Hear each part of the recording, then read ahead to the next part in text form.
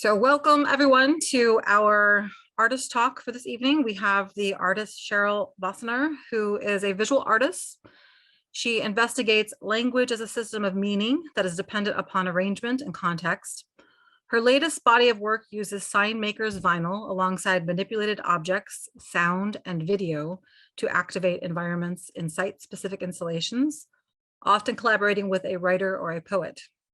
Her object-based pieces work with found commercial signage, repurposing the discarded wood into visual metaphors of failed communication that borrow from the language of modernist painting, contemporary advertising, and technology. Merging aspects of graphic design, painting, and sculpture, the work evokes visual stutters of sounds, ideas, and data. Wassenaar earned her BFA from Calvin College in Grand Rapids, Michigan, and her MFA from the University of Cincinnati. Recent solo shows include Wayfinding, exhibited at Lambert International Airport in St. Louis, Syntax at Longview Gallery in Washington, D.C., and exhibitions at the University of Montana and the University of Texas at Tyler. She and a collaborative partner, Stephanie Schaffler, received Artistic Innovations Grant from the Mid-American Arts Alliance in 2018 for a multimedia installation. Wassenaar is currently an associate professor of art at the Sam Fox College of Design and Visual Art at Washington University in St. Louis. She primarily teaches courses in foundational design, color and culture, and methodology in the undergraduate and graduate College of Art. She has received recognition and awards from the university for her record in teaching and has served in several leadership positions, including the chair of undergraduate design. I'd like to welcome you to our Artist Talk series, and thank you so much for your show. Thank you. Thanks so much for that nice introduction. And thank you all for coming. We have a really big group here. I can't see your faces, but I can see your names and your number. And I really appreciate the fact that you're willing to hop online. I know that it's a cold day out in Joplin. It's cold here in St. Louis too. So it's nice that we at least have this ability to do this if we can't meet face to face. So before I jump in and get started, I just wanted to thank MSSU and the gallery community for the invitation just to be here or to show in your space, particularly Dr. Christine Bentley for help in organizing the exhibition. Donna Pooley was really helpful for me behind the scenes. All the students who came out to help me unload and install the show, particularly Maggie, Madison, Sarah, and Martin. All right, I'm going to go ahead and share my screen and just show you some images.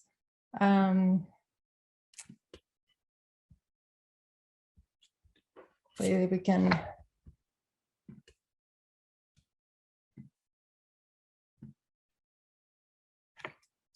All right, there we go. So the title of the exhibition is Wayfinding II. Maybe some of you had a chance to look at it. So I'm going to talk about three things tonight.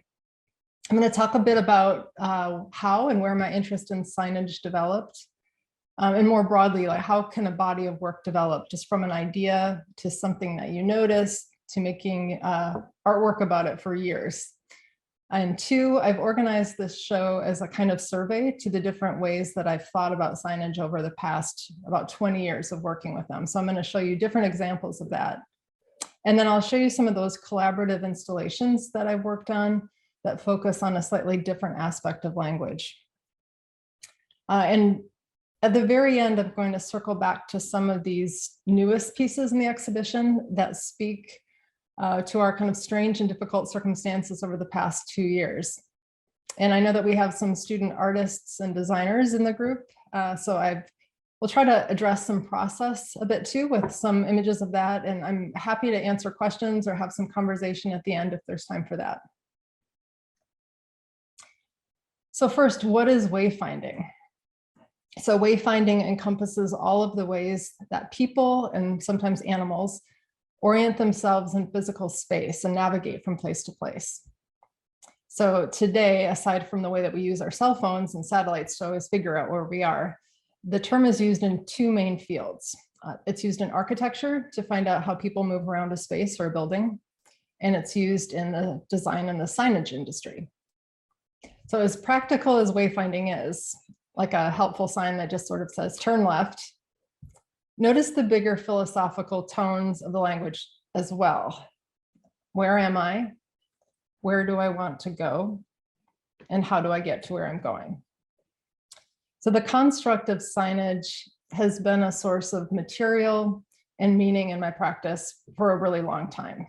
And it was the practicality of the sign, the visual qualities of the sign, the material history of the sign, the linguistic limitations, and all of these sort of intriguing bigger life questions that they seem positioned to address. All of these things grabbed my attention. So before this body of work began, sort of in my early 20s, it was after I got a BFA in painting, and I was working as a framer, and I spent as much time as I could traveling, as cheaply as I could. And when I was traveling, signs became objects of great significance, especially when you couldn't speak a common language. So this was before cell phones could step in and always reassure you where you were. When I was traveling, signs were my navigation tool. So with really simple words and graphics, the signs always told me where I was and where I should go. And like I said, I saw both the practical and the metaphorical potential of that. So as I traveled around and looked for signs, I noticed how the topography and the imagery, the materials, and the choice of arrangement, all of those seemed embedded in the visual culture of every place that I went. Some of the signs that I found were carefully designed, where the maker's hand was really obvious. Some were much more utilitarian and functional. Very low-tech signs in particular seem to reveal something about the person who made it. Sometimes you see the planning or lack of it. And back home, when I drove back and forth from Cincinnati, because I was in graduate school there and I lived in Michigan, I like to take all the back roads. So this is an image of a gas station that was just on the side of the road. When you look at all these signs, you can see a strong sense of sort of the American Midwest, a sense of who we once were, what we made, what we sold, how we got your attention. I found that signs often operate in this strange space, somewhere in between aesthetics and function and commerce and a kind of social history. You can see there's a kind of nostalgic tone in all of this because we don't really see signs like this so much anymore. And even in the time between the start of this for me, like I said, about 20 years ago, and now so much has changed. I mean, now signs are made for kind of quick turnarounds. They're made of LED lights. They're made of really quick and easy to produce plastic and vinyl. So getting back to the studio. How does a body of work develop? I actually brought out this picture. I had to search for it. I've never shown this image before, and it's just a snapshot of my wall in graduate school. How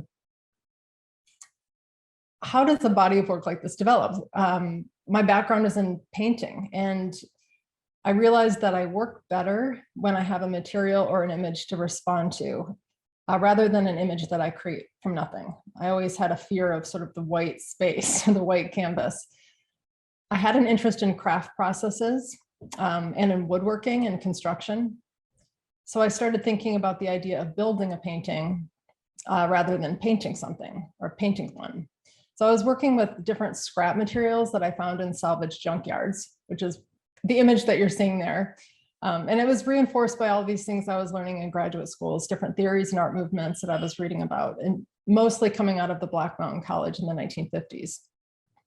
So I was walking in the junkyard one day and I found a piece of metal. I grabbed it, and it was a road sign that had been cut up, and it was kind of quartered. So the text was slightly disrupted and kind of abruptly sort of cropped. And somehow in that, a light went on for me.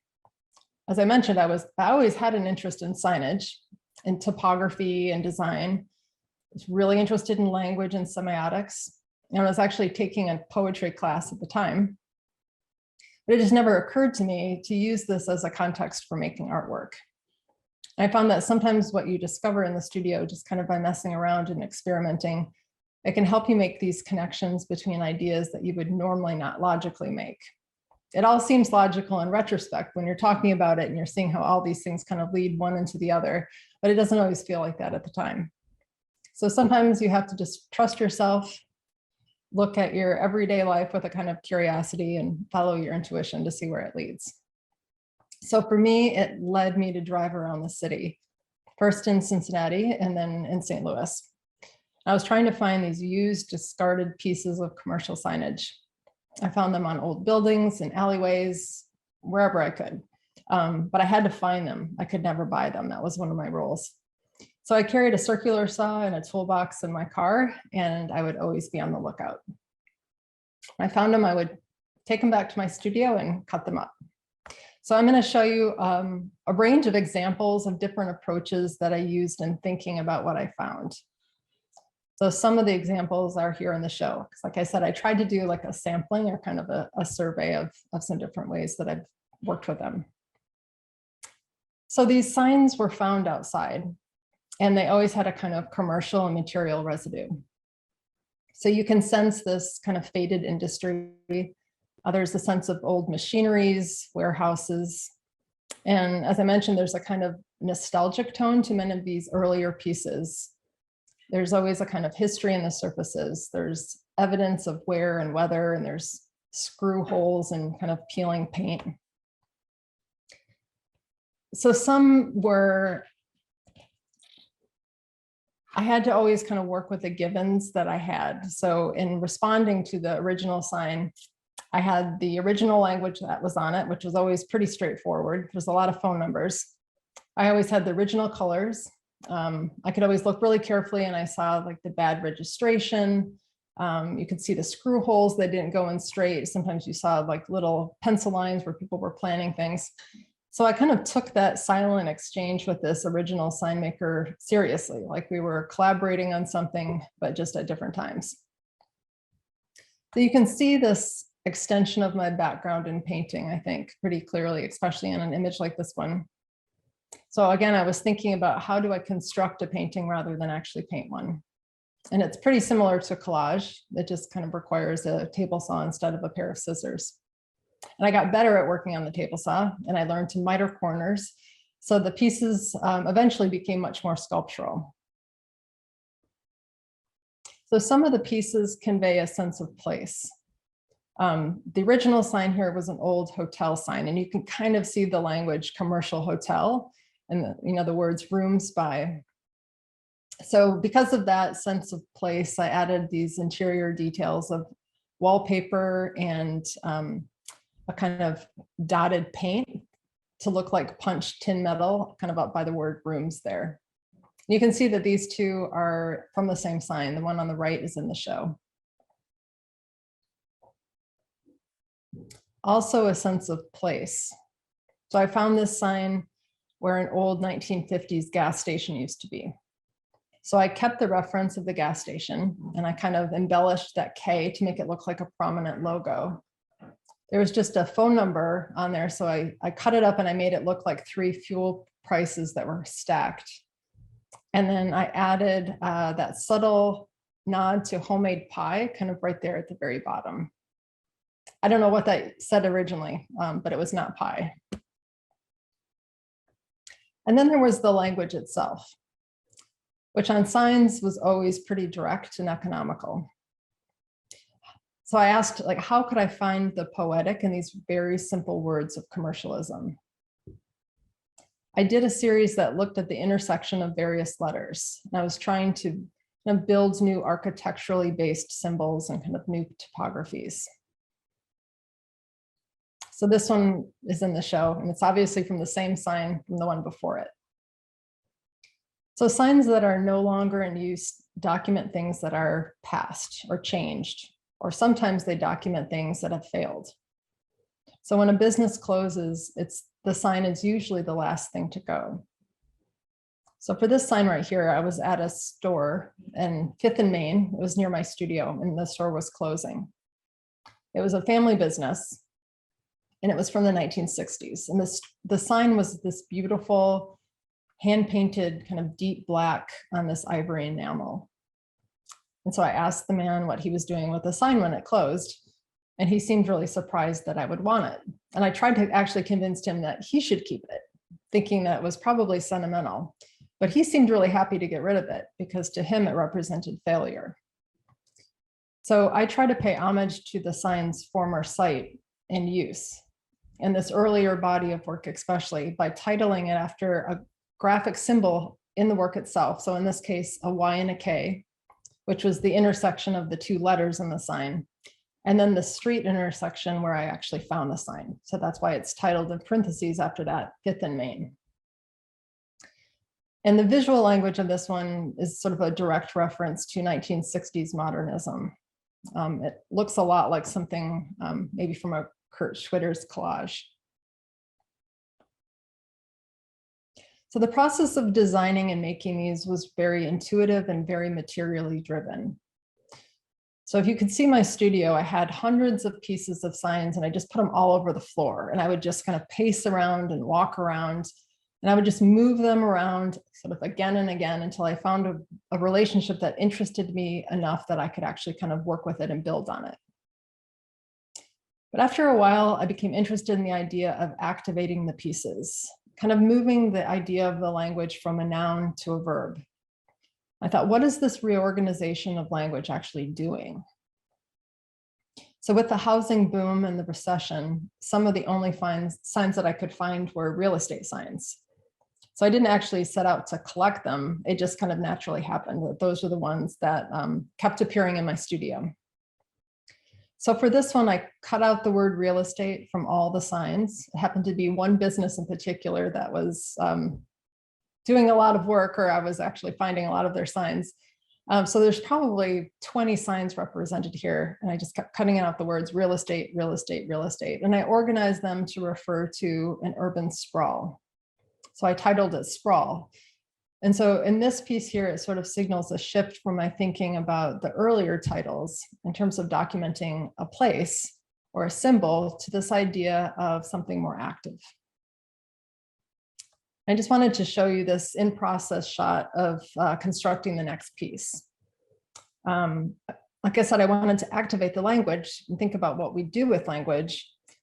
So instead of this more intuitive process where I would just kind of look around and sort of find visual relationships, in this body of work, I would often start from this idea of a verb.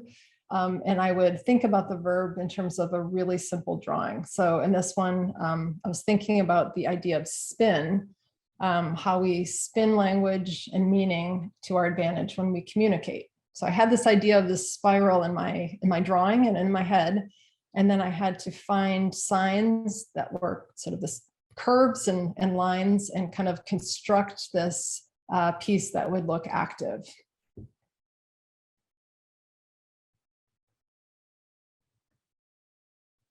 So how could these pieces start to talk about the way that we speak, how we actually use language? This piece is called Parlance, and it's in the show. Parlance means a manner of speaking. So I had these pieces right here, the one before, and this one were in a show called Syntax, which again is sort of all about how we use language and the ordering systems of language. So in this particular sign, I had the serif font that I was really excited to use because I was finding that all of my signs that I was collecting was this very stiff Helvetica or Arial or just these, really straightforward fonts. So when I found this one with all these sort of curves and these beautiful serifs, I really wanted to play that up. So the piece became about the play between the serif and the non-serif. And I thought about that as a kind of metaphor for sort of a communicative tangle of intuitive thinking and more logical thinking. This one right here that I showed at the beginning, it's also in the show. It's called Lock. And it's about a kind of verbal gridlock that we get into when we're trying to communicate. And in this case, it's built of all E's. And I showed it first in Washington, D.C. It had a bit of a political overtone for me. But here you can see I'm sort of thinking about like, how can I structure these differently? And I put different rules on the process. So instead of just kind of broadly looking at all the pieces I have, I'll stick to a particular sign, or I'll stick to a particular letter, or I'll decide, again, it's about the serif and the non-serif. And I'm trying to see what I can do when my rules and my constraints are a bit more limited. So this is another process shot. The horizontal bands are an organizational structure that kind of reinforce this expectation of reading across, which I'd never really done before, because I usually wanted a kind of anti-reading. But by cutting the sign in strips, I found that the cursive alluded to a kind of Arabic-like language. The change in scale and density, you can see there's some of the text is larger and it's much more bold. It started to allude to sound. And so I realized that this almost felt like a dialogue, different voices communicating that would get louder and then soft again, and then maybe shouting. So this dialogue between two parts. So the final piece is called walled. That links it back to the original sign. It was just like a sign that was advertising a condominium. And if you look really carefully in some of the language, and down there at the kind of the bottom on the right-hand side, you'll see the word walled. It was describing walled terraces. But I was using the idea of walled also to think about language barriers or multiple languages or conversations that overlap and kind of cancel each other out. So I started thinking about legibility and illegibility, about this tension between language that seemed about to complete itself, and then it would kind of pull away and slip out of meaning into something else. So this is from a sign that said, "Coin laundry coming soon." Again, very simple language on these signs. And I looked at the repetition of those O's and the N's, and I, again, used that structure of the horizontal band and kind of ordered them in a way that they seem to almost want to slip in place, but not quite. So it's about anticipation, sort of trying to align itself into meaning. And therefore that the title is on soon, kind of like almost there. So the signs that I was finding were getting less and less personal. I mean, I wasn't finding kind of these wonderful hand-painted signs. Like I said, it was rare for me to find a cursive or a little serif. I was finding a lot of really straightforward fonts on white grounds or backgrounds. Sometimes I would find it in bright red or bright blue, but I was getting a bit bored. So I had to think, like, what could I do? So I started thinking a little bit more about the role that technology plays in our interaction with text, because most of the text that we see is on a screen and it's more active. Then I started thinking about these signs like clips of data. I'm thinking about our visual and verbal environment with its constant flow of information and that sort of sound equivalent. So thinking about visual stutters, acronyms, technology glitches, text codes. And I thought about disrupted communication or failed communication. This one in the show is called decibel. And decibel is a word that's used to describe or measure a unit of noise. So this piece is fairly quiet at the edges, and then it kind of opens up into this collision or this stuttering of sound bites in the center. So you can start to see this influence of pixelization and technology. I'm really thinking about it in terms of kind of where the visual and the auditory start to meet. Some of the pieces are freestanding and sculptural. So this vertical tower here is called the Tower of Babel 24, also in the show. And it resembles both this kind of modernist skyscraper and the biblical story of the Tower of Babel, where human pride resulted in sort of competing languages. So if you walk around it, the tower announces sort of 24-hour nonstop access, which I think kind of represents this nonstop nature of text today, with kind of all of the corporate acronyms, the insider speech, and sort of the incessant communication. So I noticed that signs were kind of merging with the idea of news. And I saw this particularly in large cities and urban cities where signs kind of wrap physical objects like buildings. And they didn't wrap the buildings with language advertising dinner hours, but they were wrapping the buildings with like top political stories on CNN. So I did this series of towers of Babel in different scales that are much more architectural. And with their clips of all of these kind of fragments of color and text set against this white background, they're much more self-referential to signage and advertising than some of the other pieces. And this idea of noise and light and urban commerce, you can almost like hear the taxis. So I wanted the text to kind of spill all around the edges, you know, kind of like the signs on a, I don't know, like a Times Square building or a billboard. So this one in the show is titled Channel, and it's more about sound and speed and airwaves and this streaming text that goes in and out of range. And there's definitely more of a feeling of technology here because of that kind of clean blank airspace. So it's a bit more ephemeral. And some of the language here is fabricated. So it's a combination of found signage and language that I created. And I took the definition of the word channel itself, which implies this air channels, but also just this idea of connection between two things. So if you look carefully at that one, you'll see these little bits of language that don't feel like signage necessarily. And it's meant to just kind of talk more about that streaming between things or the connection between. So where this was all headed was this, this idea of streaming dialogue. And again, you can see I'm progressively just trying to activate, you know, first the sign itself or the object. And now I'm just trying to activate the space, and I'm really thinking about the walls. And as I'm doing this, I'm realizing that, you know, I'm thinking about these ephemeral ways of text, again, streaming and moving, but like the material that I'm using is like stubbornly wooden.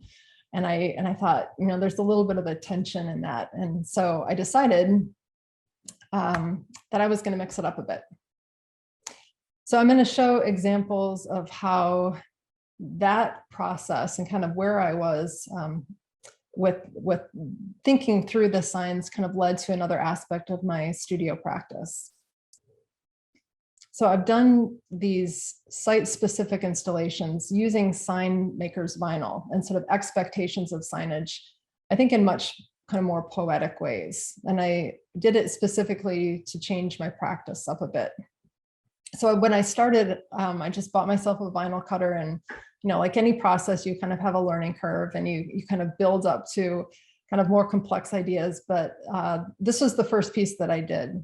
It was in a bookstore window, and I just used the letters READ and put them on the window, you know, one by one with the tweezers. And I just wanted to mention, like, how did this happen? I just asked. I mean, I just proposed the idea to the bookstore, and the bookstore, you know, was you know, kind of an adventurous one. They've had art installations there before, but sometimes, you know, you have to be proactive, and it doesn't hurt to ask, because sometimes the answer is yes, and it gives you some really interesting opportunities. So I was thinking again, how can I extend this interest in language and less physical objects, less functional language, and get a little bit more site specific?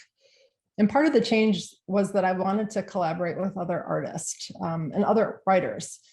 I was excited to be working in public spaces, kind of out of a gallery context, and have these other ideas and other kinds of language to work off from.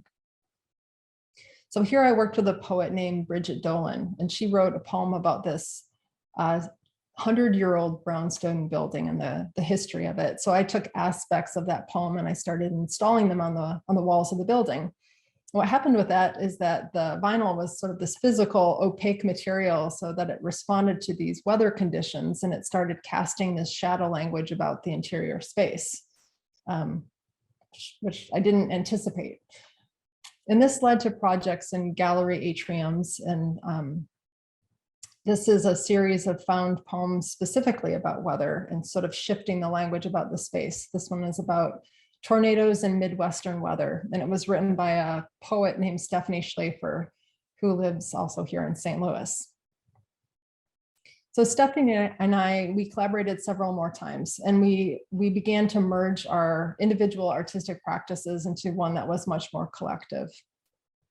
This is an installation based on a book of Stephanie's poems called Cleve Mark.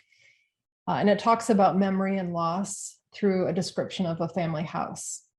So we have vinyl excerpts of the poems on the front windows and the walls instead of the expected gallery signage. So the patterns of light changed the way that the words kind of overlapped and interacted with the language on the walls. And they created a sense of sound, kind of this whispering, overlapping, kind of repeated phrases. So I put this in here because I just wanted to describe the process and method of working here together in a collaborative team, which is so different from how I described much of that earlier sign-based work, which again was sort of much more intuitive and a kind of visual response. And in this collaborative work, we discuss, we plan, we organize, we take on different jobs, we decide who does what. Everything is really thought through in advance. So in a piece like this, we measure the gallery space and we build models and we ask these kinds of questions that are kind of written there to help us make decisions about what poems should go where. So we're really thinking about like, what's the space like? What's in front, what's behind, where are the windows? How does light filter? And how does all of the architecture of this space start to fit with the kind of sound and emotional space described in the poems? And that gives us a sense of kind of the general layout, and then we kind of build from there. I'm not going to get into too much detail with these installations, but I just wanted to give you a couple of shots of what they look like. This is an image of kind of maybe a full image of most of it. And it was just to give you an idea of how one body of work can kind of move towards a different iteration. And it really expands your set of skills and ideas to some different media and different form. Because in these installations, we used video, sound, smell, manipulated objects, which were, new ways of working for both of us. So in some places, the text is used really as a quiet backdrop, kind of a whisper. And in other sections, this was a kind of a behind in the back. It's much bolder. This is a bedroom poem that's much more about nightmares and night sounds. So we did another installation together called The Cabinet of Ordinary Affairs. And this one is, again, based on a book of Stephanie's poems that compare your competing inner voices to various cabinet ministers. And we wanted the tone to be kind of a dated 1980s bureaucratic government office. So I'll show you a couple of images from what that looked like. So we had this receptionist video when you walked in, and it had kind of empty hand gestures. You can see there's a list of the cabinet offices. And behind that, on that gray wall, we had this wall of cast everyday objects. It was kind of like a memory archive, and everything was cast from sugar. And across from that, we made a waiting area with a video of the Secretary of the Interior. And the video was kind of styled like a CNN broadcast, kind of like a weather broadcast, where we did kind of a call and response to different phrases from the poem. And you can see there that behind it is kind of like this cloud of all these different phrases collected from all of these different poems, kind of like a head cloud. I have a detail of it here. It's kind of all of the thoughts in your head, a little overwhelming. And I'm going to show you a view here from the other side, and you can see that text cloud there in the back. But this is a view of 3 offices that we kind of built. And this one right here is the Cabinet of Reason, the Minister of the Cabinet of Reason. So it's a little challenging to say. And that one in particular was kind of filled with all different ways of recording and kind of systems of decision making. I did another collaborative show with an artist, a painter named Jane Barrow, and I just did this one last fall. And again, working with other artists just puts you in this interesting space where you just sort of pivot your own practice a little bit. the show focused on the use of aerial missiles during combat, which was, something that had been part of Jane's practice for a long time. And I kind of stepped in doing this final installation on the wall there, using a quote from a Colonel George Grill describing the missile guidance system. And the missile guidance system was describing how the system itself measures and accounts for error. And if you read the quote, which is really difficult to do, you can kind of get a sense of it maybe from kind of reading through from the image there. It's really circular and it's dense and it's complicated. And it attempts to use precise language to account for a kind of deadly imprecision. So I designed it in a dense and almost unreadable way, very imposing and dramatic. And all of the letters that spell error, kind of E-R-R-O-R, throughout the whole wall were kind of called out. And I changed the value levels of the vinyl. The prints to the left on the wall are also mine. They're rephotographed New York Times covers of war images that have been drilled through the center. And those actually came as a byproduct of that show that I just talked about before. When that receptionist area, there were these stacks of newspapers kind of built up along that CNN broadcast.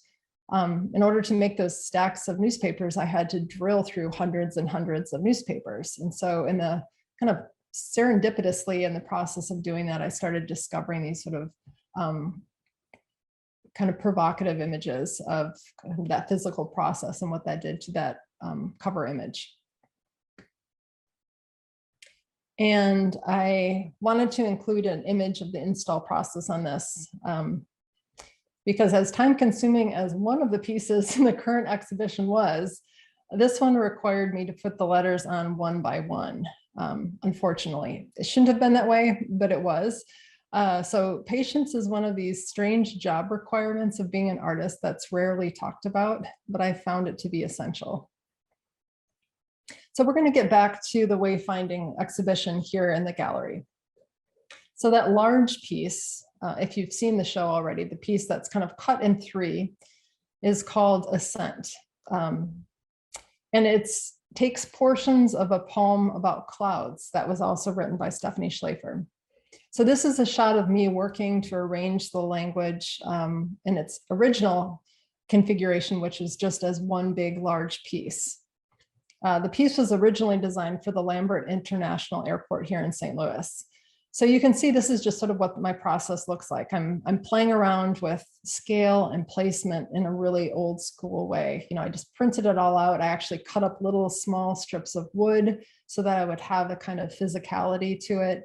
And I'm just playing around with, what should stay consistent, what should stay the same, what are the variables, and I'm experimenting with different kinds of metallic vinyl.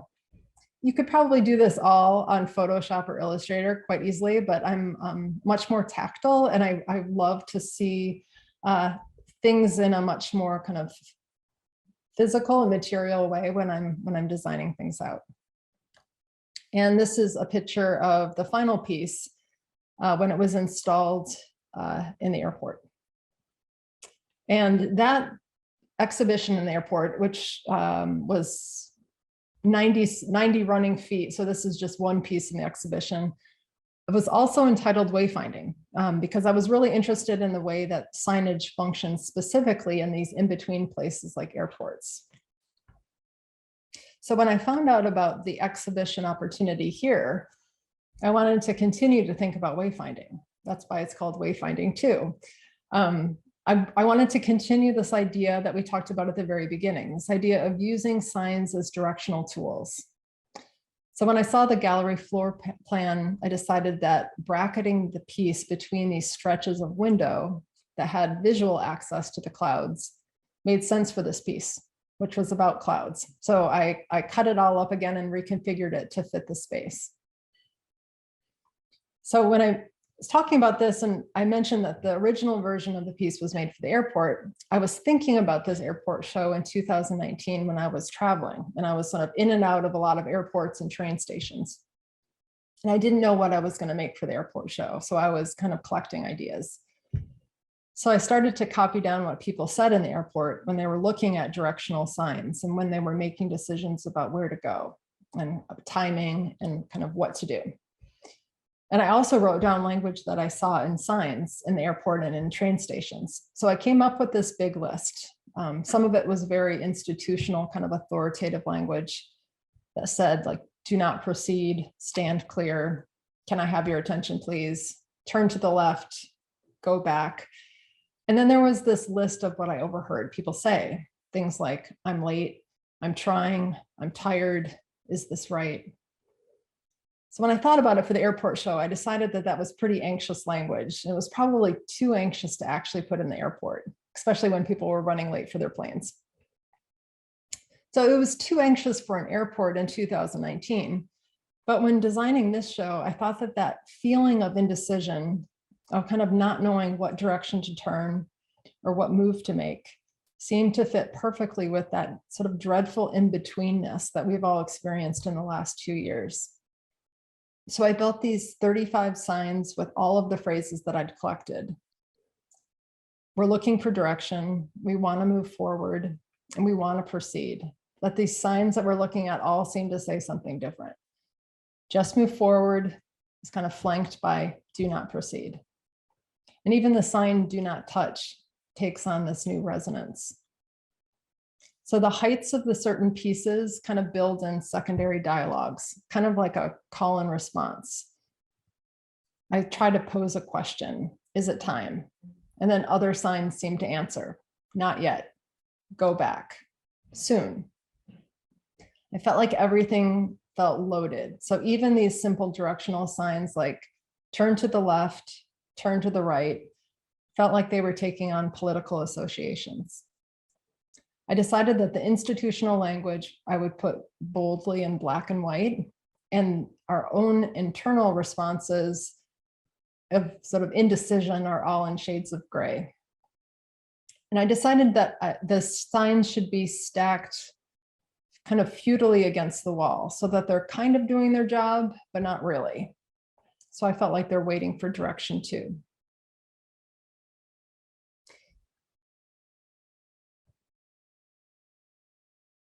So I built a partner piece for that called Not Yet. Oh, so the one other point for this piece is just the titling of it. Not Yet, which in parentheses says from the series of wayward signs. So wayward is a very particular branch of wayfinding signs. So wayward is particularly directional signs. They are meant specifically to tell you what direction to go in. But outside of the signage industry, wayward actually means the opposite. It means directionless. So I liked that kind of nuance and that kind of play with this idea of knowing exactly where to head and not knowing at all. So the partner piece for Not Yet is the signpost. So signpost 2021. So I take all of those choices and all that decision making that we've had to do, and I've tried to put it in as a series of binary choices. You can kind of read them here. Engage, retreat, protect, risk, aggravate, alleviate, and isolate, congregate. Here we go. Here's the better image of that. So asking questions in black, seemingly in black and white. What do we do? How do we navigate this? And in my piece, if you make a choice, like let's say you choose protect, it's pointing in one direction. You'll find that on the opposite side, the arrow for protect is actually pointing in the opposite direction, in the direction of risk. So the sign points in two directions at once, and it contradicts each decision you try to make. So it too is wayward.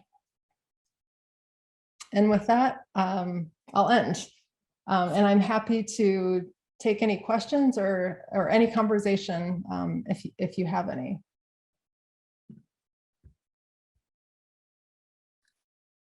I will say real quick, since we didn't have the opportunity to meet in the auditorium and have people maybe ask questions in person, Our attendees on the webinar, if you will raise your hand, I can allow you to speak if you have the capability to unmute yourself and do that.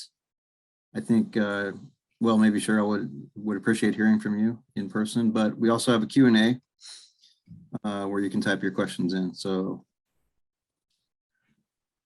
Well, while we're waiting, Cheryl, I have a question. This is Christine. Sure. So you've had several exhibitions that are both, in the States and then internationally, the one specifically titled Broadway in Stuttgart in Germany. Yes. When you have exhibited your work, because you've also had a number of group exhibitions in New York, California, Montana, but also in Taiwan. Did you notice a difference in the response to your shows, and maybe the word that you used or the way that you presented your work within these exhibition spaces? Were there any cultural responses? Yeah, that's an interesting question. Unfortunately, I some of them I didn't attend, like Taiwan. I would have loved to, and I would imagine that would probably that would have been the opportunity maybe to have kind of the most different response, just because of the nature of the signage. Again, the signs, especially in the earlier work, feel so embedded in a kind of Americana. In Germany, I did attend that show. I wasn't able to do a presentation of the work. It was in a commercial gallery.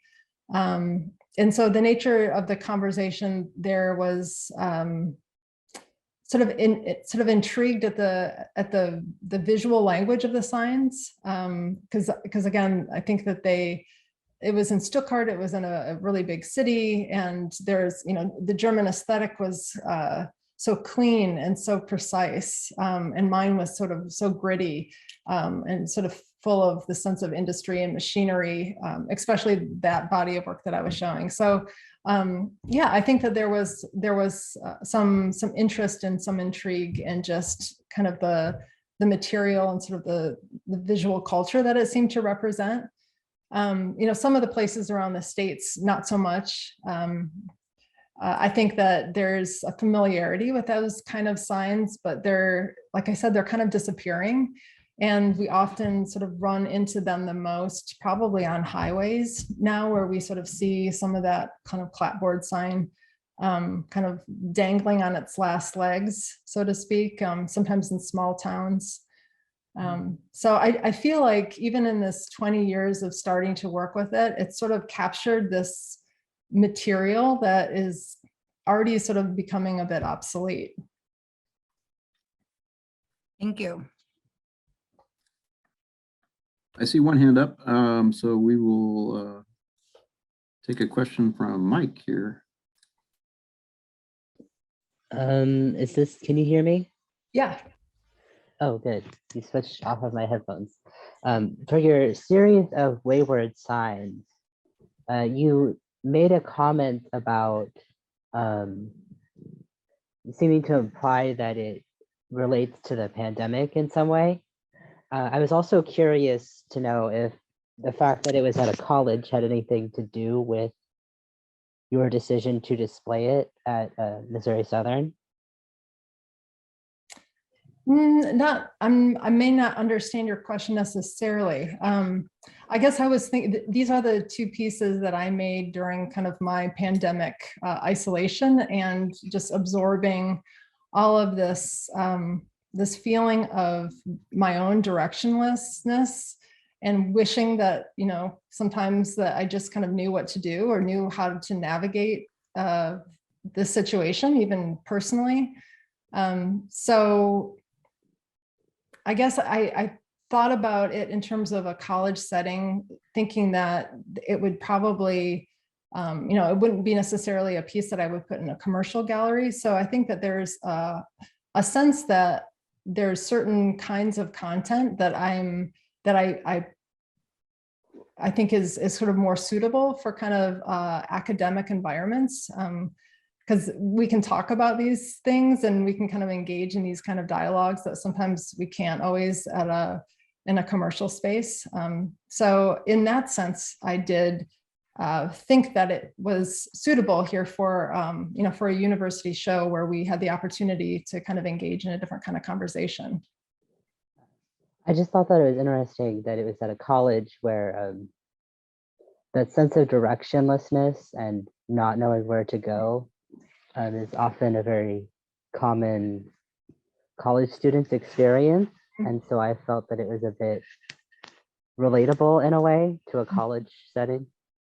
That's a really interesting take on it. And I have to say, I didn't think about it that way because I think we're all kind of looking at it maybe through our own lens. And I'm looking at it from the lens that I feel wayward and I feel directionless.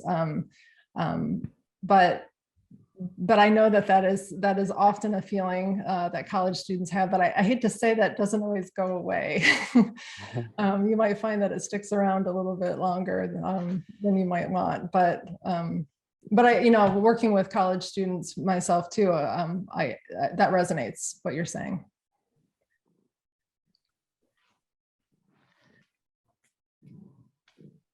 Are there any other questions?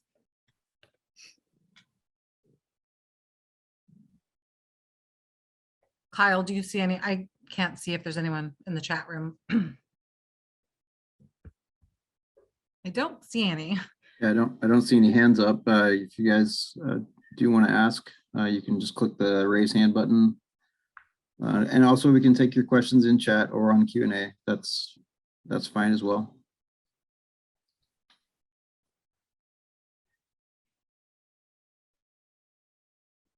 So do you have any new directions that you're thinking of moving in with either the material that you're currently working with or new material? The not yet one, I just completed like 3 weeks ago. So that is like fresh in my head. And Yeah. I'm every time you make a piece, it starts to pose questions for the next one. And so kind of my head is much more in this idea of using the expectations of signage to kind of go back to these ideas of these more existential life questions. Again, and that's so different from where I started with all that. I mean, it's the way I started in the talk, but it's really different from how I started working with signs, which was much more about like, looking at the topography and looking at the font and stuff. And now I'm really thinking about it, like, what do signs do? And, I'm also realizing that, I might be from a generation who thinks about signs differently. Again, they were directional for me. And now when I need to know where I am, I use my phone. And so even that shift is something interesting to observe.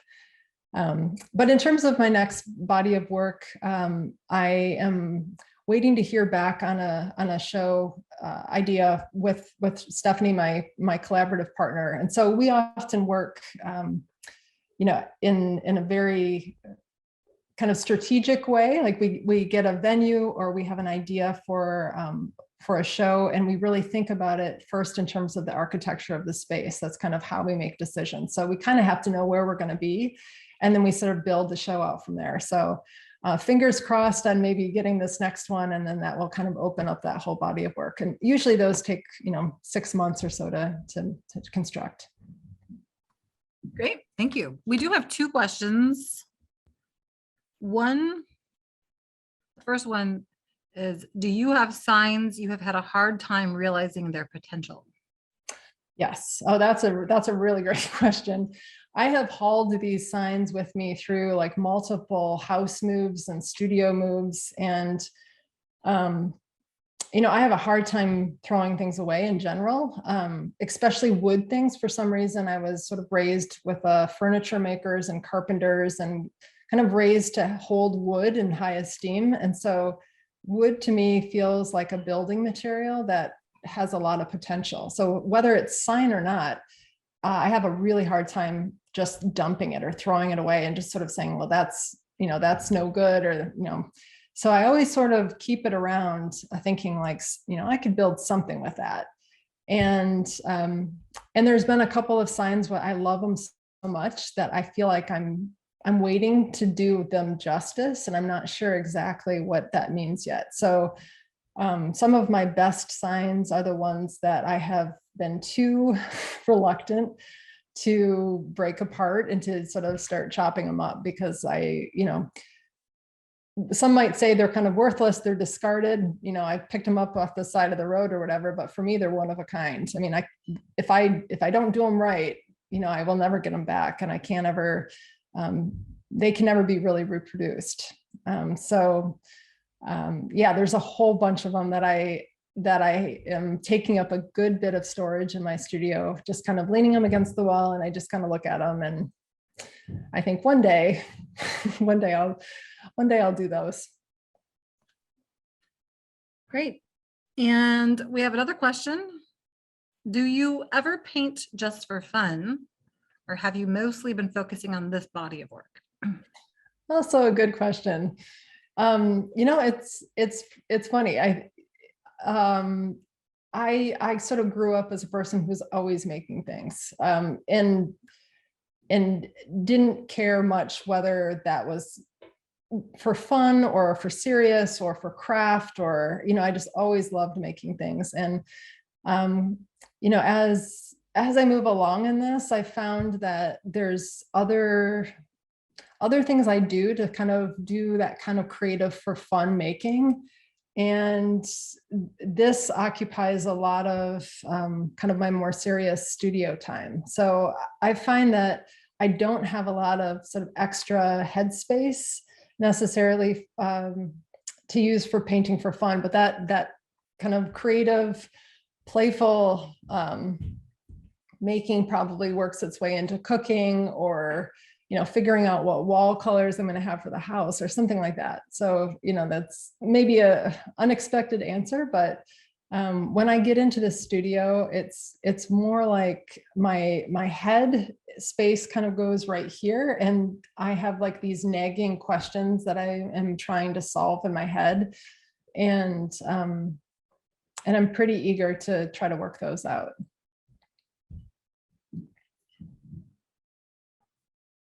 Okay, we have some more questions. Do you have a sign material you love to work with? Well, I only work with wood signs, and I don't know if that's what they meant exactly by the sign material, but I've never been interested in working with metal or neon or plastic.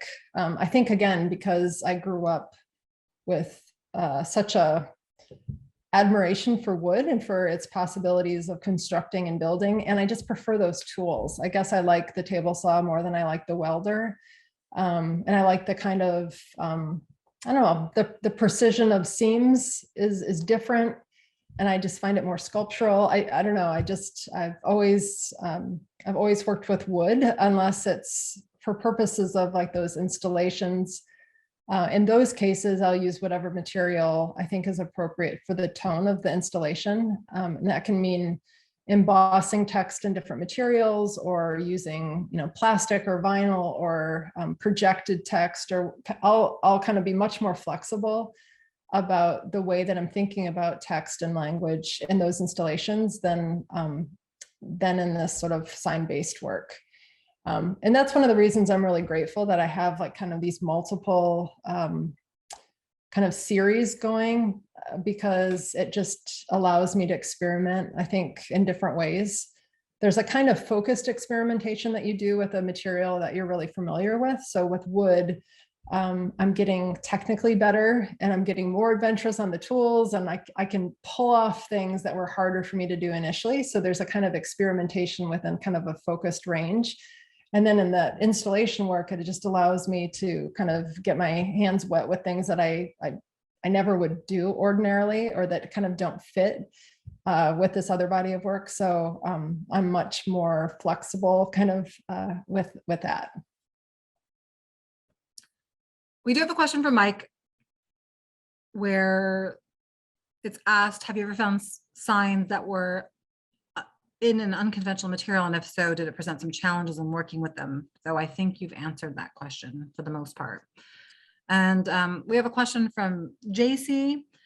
You mentioned that there might be a generational divide in the way that you view in the way that we view signage. Do you have a personal memory of, and or have you, ever drawn inspiration from the Burma shave advertising signage of the 1950s and 1960s. I'm not familiar with that exact reference. Although signage from that era, I'm very intrigued by. I think there's a kind of, again, I don't know the exact reference, but the kind of aesthetic of the 1950s and 60s is one that I'm just naturally really drawn to. It's kind of, you know, late modernism, and there's a lot of graphicness about it, and just the way that kind of graphic design was developing at that time is just something that I've been drawn to aesthetically. So again, I'm sorry that I don't know exactly the reference that you're talking about. It could be very different from this sort of severe, minimal, kind of restrained 50s typography that I have in my head, but I'll have to look that up. Okay. We have time for one more question. Is there anyone else who has one more question?